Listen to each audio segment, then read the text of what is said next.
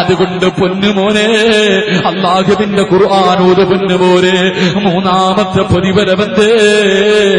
വെള്ള തുണിയിൽ പൊതിഞ്ഞിട്ട് 4 പേര് മയ്യത്ത് കട്ടിലിന്റെ 4 ഭാഗത്ത് നിൽക്കുമല്ലോ, 2 പേര് സെന്ററിൽ നിൽക്കുമല്ലോ.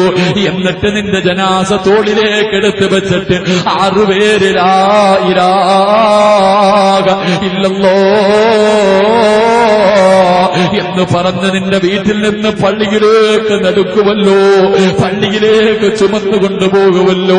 അല്ലാഹുവിന്റെ ഖുർആൻ ഓതിയ, അല്ലാഹുവിന്റെ ഖുർആൻ ഓതിയ എന്റെ പ്രിയപ്പെട്ട പൊന്നുമോളെ, നിന്റെ ജനാസ ചുമക്കുന്നത് വാപ്പയല്ല, നിന്റെ മക്കളല്ല, നിന്റെ ഭർത്താവല്ല, നിന്റെ കൂടപ്പിറപ്പല്ല, നിന്റെ കൂട്ടുകാരല്ല.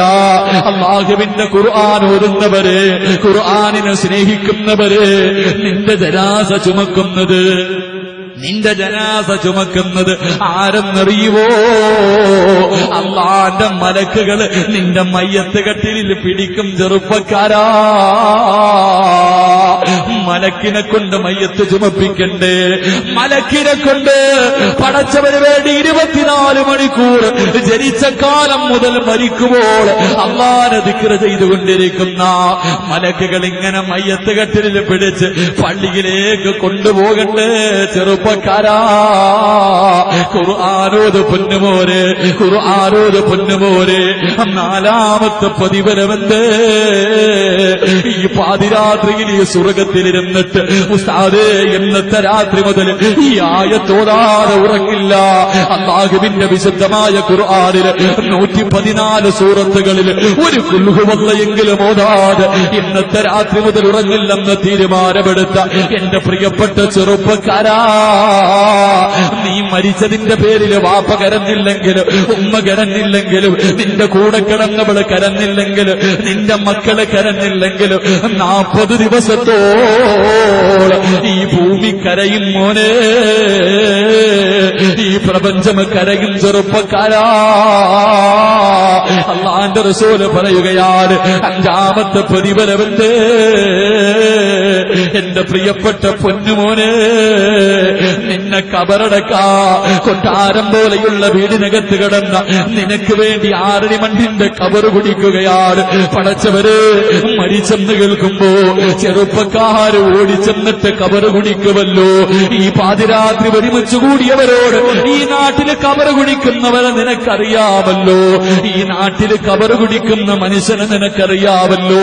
ഇന്ന് വയലുകടിഞ്ഞിറങ്ങി പോകുമ്പോ ആ ഉപ്പാന്റെ കയ്യിൽ പിടിച്ചിട്ട് ചോദിക്കണം, ആർക്കെങ്കിലും വേണ്ടി കബറ് കുടിച്ചപ്പോ, ആർക്കെങ്കിലും വേണ്ടി കബറ് കുടിച്ചപ്പോ. ഈ നാട്ടിലെ കബറ് കുടിക്കുന്ന മനുഷ്യനോട് ഇന്ന് വയല് കഴിഞ്ഞു പോകുമ്പോ നാളെ രാവിലെ കാണുമ്പോ ആ മനുഷ്യനോട് ചോദിക്കണം, ആർക്കെങ്കിലും വേണ്ടി കബറ് കുടിച്ചപ്പോ മണ്ണിന് സുഗന്ധമുണ്ടായിരുന്നോ? അല്ലാഹുവിന്റെ ഖുർആൻ ഓതിയാ കിട്ടുന്ന പ്രതിഫലം എന്റെ പ്രിയപ്പെട്ട വാപ്പാ, നിന്നെ കുഴിച്ചിടാ, നിന്നെ കബറടക്കാ, കബറ് മാറ്റുന്ന സമയത്ത് മണ്ണിന് സ്വർഗത്തിന്റെ വാസനയാ. എന്ത് പ്രതിഫലമാ പൊന്നുപോരെ! ഇതല്ലേടാ ഒന്ന് തുറന്നു നോക്കാൻ കഴിയാത്തത്? നിനക്ക് ഇന്നത്തെ ദിവസം ഒരു ഇന്നാഴത്തേന ഓതിയിട്ടുണ്ടോ? ഒരു കുൽഹുവല്ല ഓതിയിട്ടുണ്ടോ? എത്ര പാട്ട് കേട്ട് പൊന്നുമോരെ, എത്ര സിനിമ കണ്ട് പൊന്നുമോരെ, അന്യ പെണ്ണിന്റെ ശരീരം കണ്ട് ആസ്വദിച്ചില്ലേ?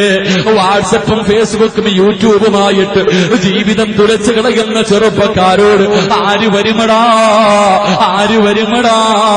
നീ ചത്തുപോയാ ആരെങ്കിലും കരയാനുണ്ടാകുമോ?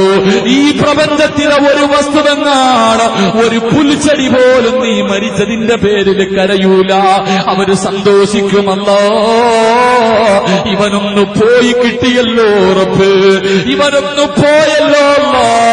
എന്റെ പ്രിയപ്പെട്ട ചെറുപ്പക്കാരാ, പടച്ചവനെ മറന്നുകൊണ്ട് ദുനിയാവിന്റെ മുകളിലൂടെ അഹങ്കാരികളെ പോലെ പടച്ചവൻ ചെയ്തു തരുന്ന അനുഗ്രഹങ്ങൾ രണ്ട് കൈയും നീട്ടി സ്വീകരിച്ചിട്ട് പടച്ചവനെ പുറങ്കാലുകൊണ്ട് തട്ടിയിട്ട് അഹങ്കാരിയെ പോലെ നടക്കുമ്പോ എടാ എല്ലാം കളഞ്ഞിട്ട് 6 അടി മണ്ണിനകത്ത് പോയി കിടക്കുമ്പോ നിന്റെ അഹങ്കാരം എവിടെ പോകുമടാ? നിന്റെ കൂടെ നടന്നവരെവിടെ പോകുമടാ? കൂടെ ചിരിച്ചവരും കളിച്ചവരും പ്രോത്സാഹനം തന്നവരും പൊന്നുമോനെ ഒരുത്തനുമില്ലാതെ 6 അടി മണ്ണിനകത്ത് കിടന്ന് കരയേണ്ടവനാണ്. അതുകൊണ്ട് അല്ലാഹുവിന്റെ റസൂല് പറയുകയാ, പരിശുദ്ധമായ ഖുർആൻ ഓതിയ കിട്ടുന്ന 4ാമത്തെ പ്രതിഫലമെന്തേ? മണ്ണിന് പോലും കബറ് കുഴിക്കുമ്പോ മണ്ണിന് പോലും വാസനയാ. എന്റെ പ്രിയപ്പെട്ട ചെറുപ്പക്കാർക്ക് സിനിമാ താരങ്ങളെ മാത്രമല്ലേ അറിയൂ, എല്ലാ സിനിമാ താരങ്ങളെയും ഇഷ്ടപ്പെടുന്ന ചെറുപ്പക്കാരാ. നിവിൻ പോളിയുടെ പ്രേമം എന്നെ വല്ലാതെ സ്വാധീനിച്ചെന്ന് പറയുന്ന ചെറുപ്പക്കാരാ, പൊന്നുമോനെ ഒരു നായകനെ ഞാൻ പറഞ്ഞു തരട്ടെ, ഒരു നായകനെ ഞാൻ പറഞ്ഞു തരട്ടെ. അല്ലാഹുവിന്റെ പ്രവാചകന്റെ പ്രിയപ്പെട്ട സഹാബി മഹാനായ സയ്യിദുനാ സഅദ് ഇബ്നു മുആദ്. നീ ജനിച്ചപ്പോഴേ മുസ്ലിമല്ലേ? മുസ്ലിമീങ്ങളല്ലാതെ ഒരു വീട് പോലും ഈ നാട്ടിലില്ലല്ലോ. സർവ്വം മുസ്ലിമല്ലേ? ഓർമ്മ വെച്ച കാലം മുതലേ മുസ്ലിമല്ലേ? എങ്കിൽ സഅദ് ഇബ്നു മുആദ് എന്ന് പറയുന്ന ഒരു ചെറുപ്പക്കാരൻ മുസ്ലിമായത് 30ാമത്തെ വയസ്സിലാ.